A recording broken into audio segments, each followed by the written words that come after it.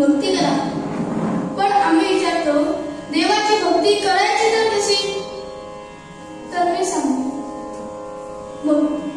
कर्म मार्ग विश्व ब्रह्मांडाची निर्मिती करणारा जो तोच देव, त्याची भक्ती करा असे समर्थ सांगतात. हा निसर्ग, हा चर अचर, सूर्य चंद्र तारे हे सगळं काही त्यांनी सृजलंय. म्हणून त्याला आपण धन्यवाद थँक्यू असे म्हणायला नको. एक हिंदी कवी म्हणतात भगवन भगवन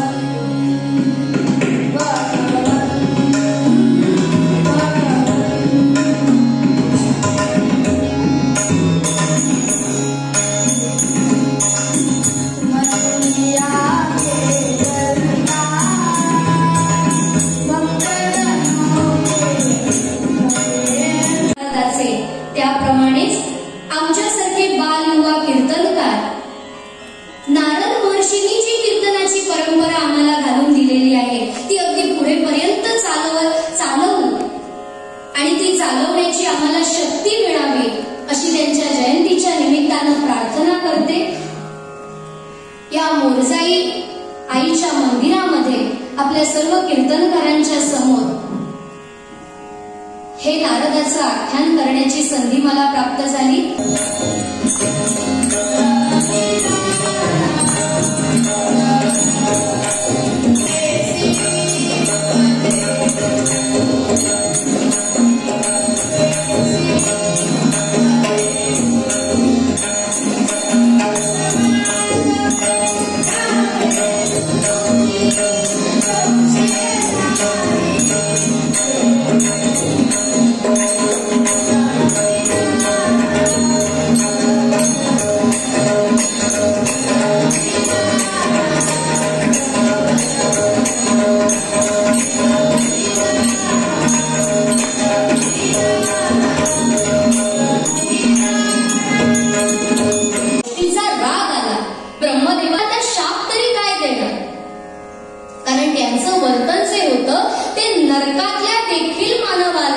नरकातल्या देखील प्रत्येकाला लाजवणार असं होतं.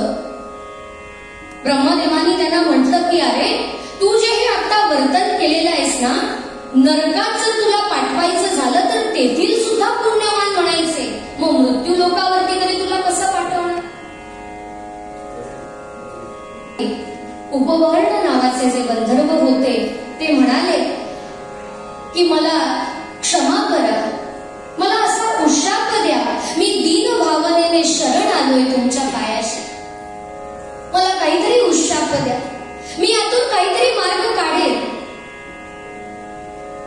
ब्रह्मदेवानी त्यांना सांगितलं की तू जे हे काही सांगतोयस त्यावरती माझा विश्वास नाही आणि हे सगळं बघितल्यानंतर तर कोणीच नाही, मी विश्वास नाही कसा ठेवू, पण तरीही तू एवढा दीन भावनेनं शरण आलेला आहेस म्हणून मी तुला असा शाप देतो आणि उशापही देतो की तुझा पुढचा जन्म जो आहे ना तो नीच कुलामध्ये होईल.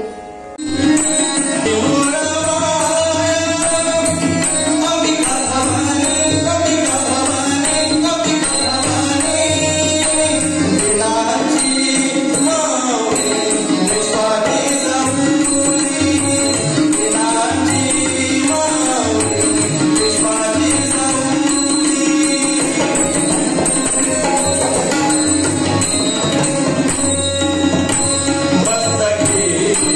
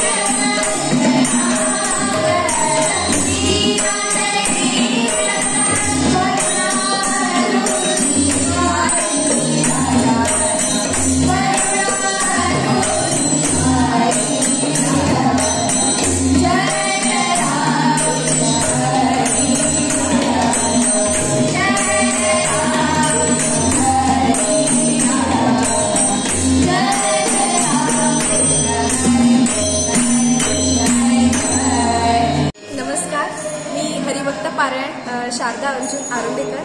तर आज ते श्री नारद जयंती निमित्त मोरजा देवळामध्ये मोर्चे इथे कीर्तन संमेलन होत आहे. तर इथे अनेक बाल कीर्तनकार आहेत, तसेच मोठे कीर्तनकार आहेत ज्यांनी खूप वर्ष या कीर्तनाच्या कलेमध्ये घालवली आहे. तर खरंच खूप बरं वाटतंय. खरं तर मी सुहास बुवा वजे बोरीकोंडा यांच्याकडे कीर्तन शिकते आणि मला इथे पहिल्यांदाच ॲक्च्युली खरं तर मी 60 कीर्तनं सगळ्या देवांच्या कृपेने प्रयत्न केलाय करण्याचा, अजूनही शिकतेच आहे.